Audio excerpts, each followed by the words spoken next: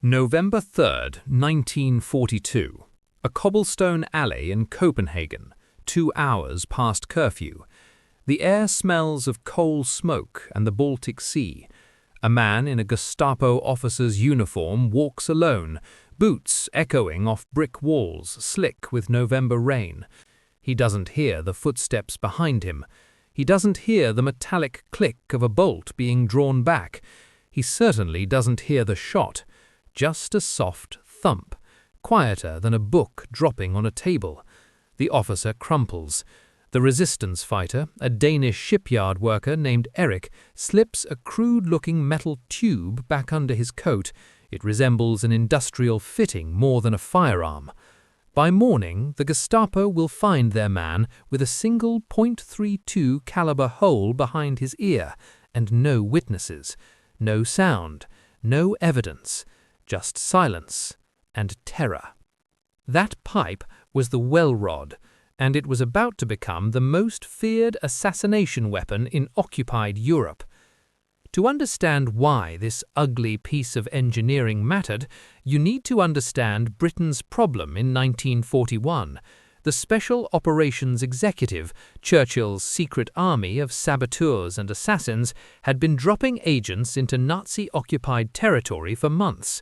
Their mission: eliminate collaborators, kill German officers, spread chaos behind enemy lines. But they had a fatal flaw. Every suppressed pistol in the Allied arsenal was still too loud. The Colt 1911 with a silencer, still 110 decibels, the volume of a chainsaw.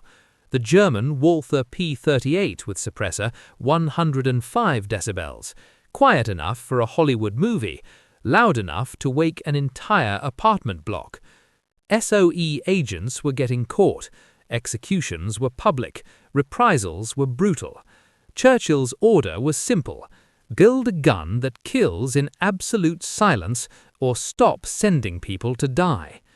The task fell to a secret facility buried in the English countryside, a place that officially didn't exist.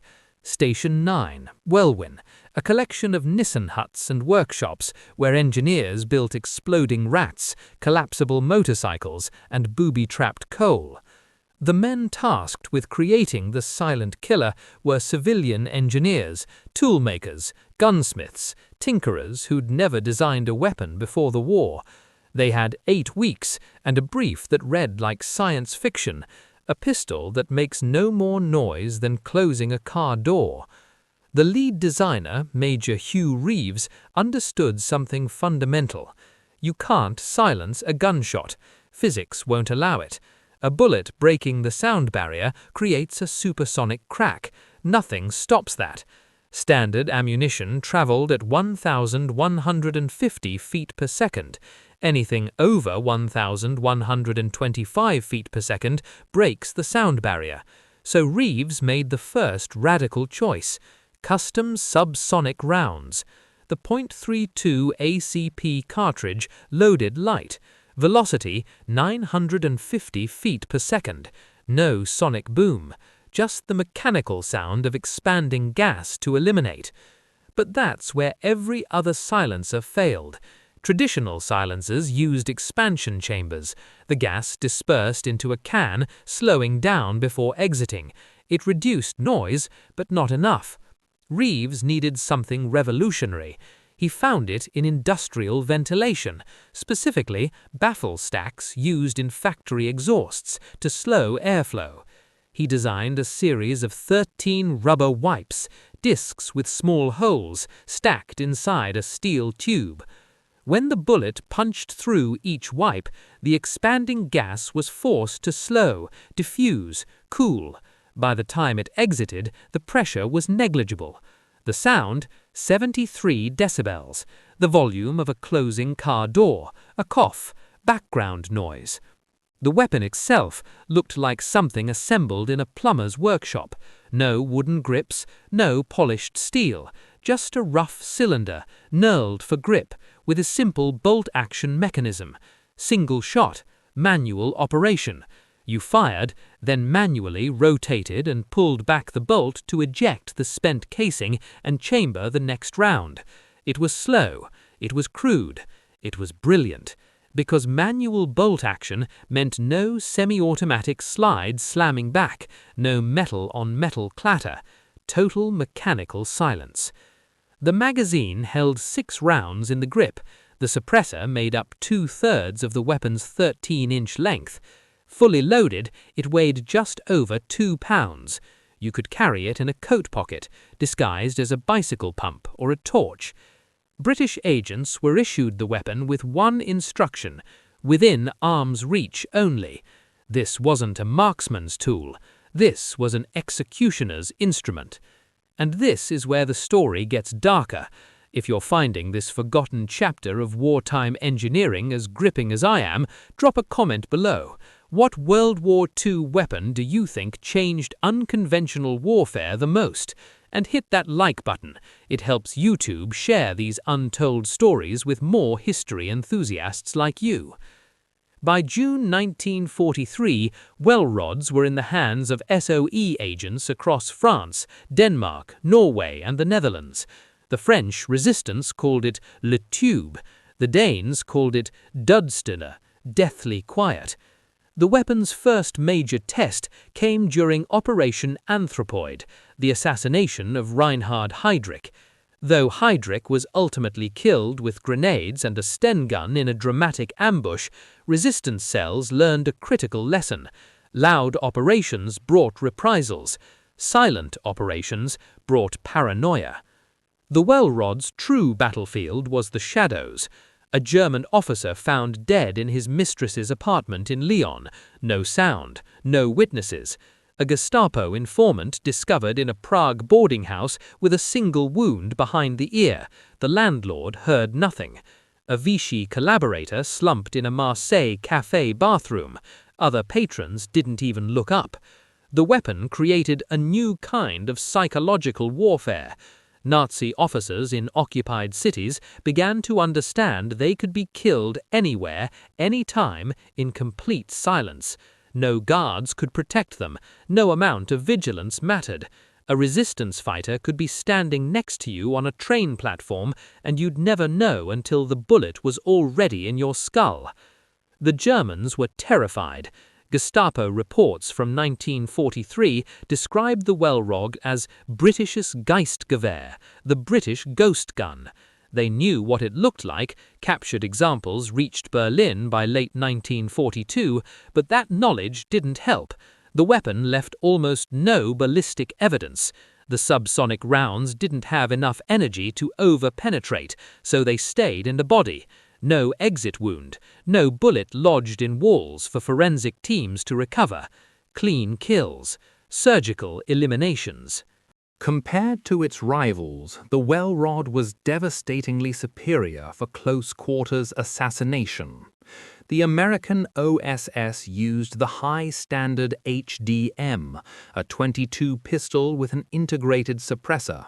Quieter than standard firearms, but still 85 decibels, and the .22 cartridge lacked stopping power. You needed multiple shots, which meant more noise and more risk. The Germans had captured British Lisle carbines. Silent, yes, but carbine length, impossible to conceal. The Welrod was purpose-built, small enough to hide, powerful enough to kill with one shot, silent enough to escape undetected. But the weapon had a fatal flaw, and Station 9 knew it from the beginning. Those 13 rubber wipes that made the Welrod silent, they degraded with every shot. The expanding gas and the friction of the bullet passing through burned and tore the rubber. After approximately 30 rounds, the wipes were shredded. The sound suppression dropped from 73 decibels to over 90. Still quieter than an unsuppressed pistol, but no longer silent. The weapon had to be returned to base, disassembled, and fitted with a new wipe stack. For an SOE agent operating behind enemy lines, that was impossible. So the Welrod became expendable. Use it for a critical mission, then bury it or drop it in a river. British workshops produced approximately 2,800 Welrods during the war, but exact numbers remain classified. Many were single-use tools. Fire 6 rounds, complete the assassination, dispose of the weapon. Survival was the priority, not equipment recovery. The stories that filtered back to London were chilling in their efficiency. A resistance network in Normandy eliminated 14 collaborators in 3 months. None of the killings were heard. A Danish cell operating in Aarhus reported that German officers stopped walking alone after dark, too afraid of the silent death they couldn't defend against. The Welrod didn't just kill bodies, it killed morale, confidence, the illusion of control that occupying forces depend on.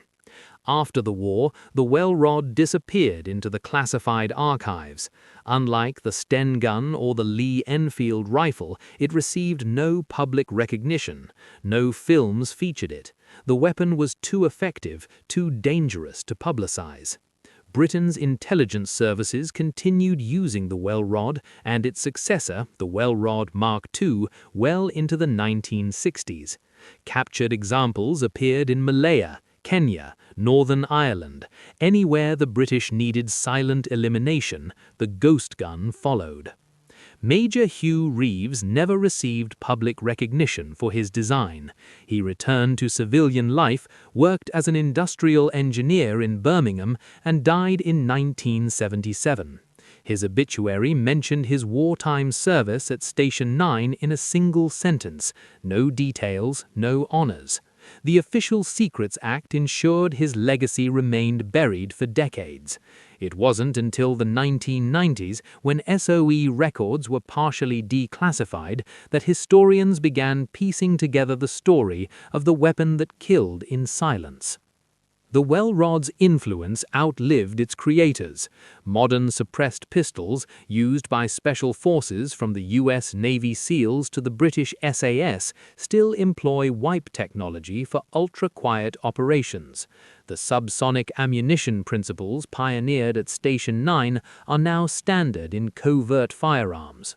The psychological doctrine of silent assassination, the understanding that fear is a weapon as potent as the bullet itself, that came from a crude metal tube designed in a countryside workshop by men who'd never killed anyone.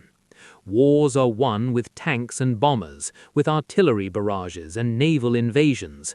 But some wars are fought in alleyways at midnight, in the space between heartbeats, in the silence after a trigger is pulled and no one hears. The Welrod was never meant to win battles. It was meant to win something more valuable: the night itself. The engineer who built a whisper that killed, the resistance fighters who wielded it in the dark, the Nazi officers who died never knowing the shot had been fired, and the silence, the terrible, beautiful silence that haunted occupied Europe until the war's end.